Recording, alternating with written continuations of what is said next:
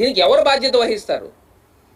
ఈయనేమో పవన్ కళ్యాణ్ గారు deputy CM గారేమో ఆయన క్షమాపణ చెప్తున్నాడు. ఆయన చెప్పి ఆయన డైరెక్ట్గా ఆయన తిరుమల తిరుపతి దేవస్థానం బోర్డు పైన డైరెక్ట్గా మీరందరూ చైర్మన్ ఈవో మీరందరూ కూడా వెంకయ్య చౌదరి అన్న ఆయన మీరందరూ క్షమాపణ చెప్పాలా అని ఆయన చెప్తున్నాడు. ఆయన చెప్తుంటే ఈ టీటీడీ చైర్మన్ గారు ఆయన ఏం చెప్తున్నారండి, నాయుడు గారు బిఆర్ నాయుడు గారు ఏమంటున్నారు, ఎవడో క్షమాపణ చెప్పమంటే నేను చెప్పాలా? ఒకవేళ నేను క్షమాపణ చెప్తే చనిపోయిన వాళ్ళు తిరిగి వస్తారా? అసలు ఇదేం మాటలు నాకు అర్థం కావట్లా. అంటే ప్రాణానికి మీరు ఇచ్చే విలువ ఏంటనేది ఇక్కడ కనబడుతూ ఉంది. ఇందులో ఇంగ్లీష్లో ఒక సామెత ఉందండి, too many cooks spoil the బ్రాత్ అని. ఇంగ్లీష్లో సామెత ఉత్తినే పెట్టలా. ఇక్కడ ఇంతమంది తలకాయలుండి ఒకరికొకరికి సంబంధం లేకోకుండా ఒకరికొకరికి ఈగో ఫీలింగ్స్తో ఒకరికొకరి మధ్యలో కోల్డ్ వార్తో ప్రజల ప్రాణాలని బలి చేస్తారా అని నేను ప్రశ్నిస్తున్నా. గతంలో ఎన్నడైనా ఈ పరిస్థితులు ఉన్నాయా? జగన్మోహన్ రెడ్డి గారు ముఖ్యమంత్రి కింద ఉన్నప్పుడు ఎప్పుడైనా ఈ పరిస్థితులు ఉన్నాయా? మీరు సుమారుగా 1,00,000 పైన 1,20,000 మందికి టోకెన్లు వేయాలని మీరు కార్యక్రమం చేసినప్పుడు మ్యాక్సిమం ఆన్లైన్లో చేయొచ్చు కదా.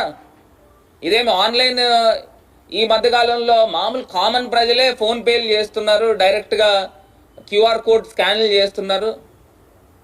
ఎవరికైనా అర్థమవుతుంది. ఒకవేళ మీరు డైరెక్ట్గా సేల్ చేయాలి అని అనుకుంటే దానికి ఒక నిర్దిష్టమైన డైరెక్ట్గా మీరు టికెట్లు ఇవ్వాలి అని అనుకుంటే దానికి ఒక నిర్దిష్టమైన ప్రణాళిక ఉండాలి. ఎక్కడ కనబడతా ఉందని అడుగుతున్నా. నిజంగా చాలా బాధాకరం అండి, చాలా దురదృష్టకరము. దీన్ని ఈ బోర్డుని ఇప్పుడు నేను ఇవాళ మేము మా సూటి తాలూకా డిమాండ్ ఏంటంటే తిరుమల తిరుపతి దేవస్థానము బోర్డు వీళ్ళు బాధ్యత తీసుకుని వాళ్ళు ఇమీడియట్గా రాజీనామా చేయాలి. లేని పక్షంలో చంద్రబాబు నాయుడు గారు ముఖ్యమంత్రి కింద ఉన్నారు కదా, ఏదైతే ఈ ప్రభుత్వం ఉందో ఈ ప్రభుత్వం ఆ బోర్డుని సస్పెండ్ చేయాలి.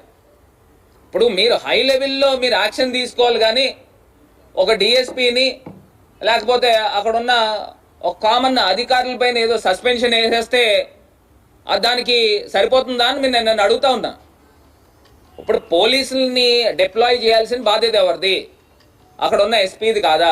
కింద తిరుపతిలో జరిగినప్పుడు తిరుమల టీటీడీ బోర్డు వాళ్ళు సమన్వయం చేసుకోవాలి కదా, ఎందుకు చేసుకోలేదు? మీరు ఉదయం దగ్గర నుంచి రాత్రి దాకా ప్రజల్ని అక్కడ పెట్టేస్తే పార్కులు వేసి తాళాలు వేసేస్తే దానికి అర్థం ఏంటని అడుగుతున్నా. దీనికంటూ ఒక ప్రాపర్ ప్లానింగ్ ఉండదండి.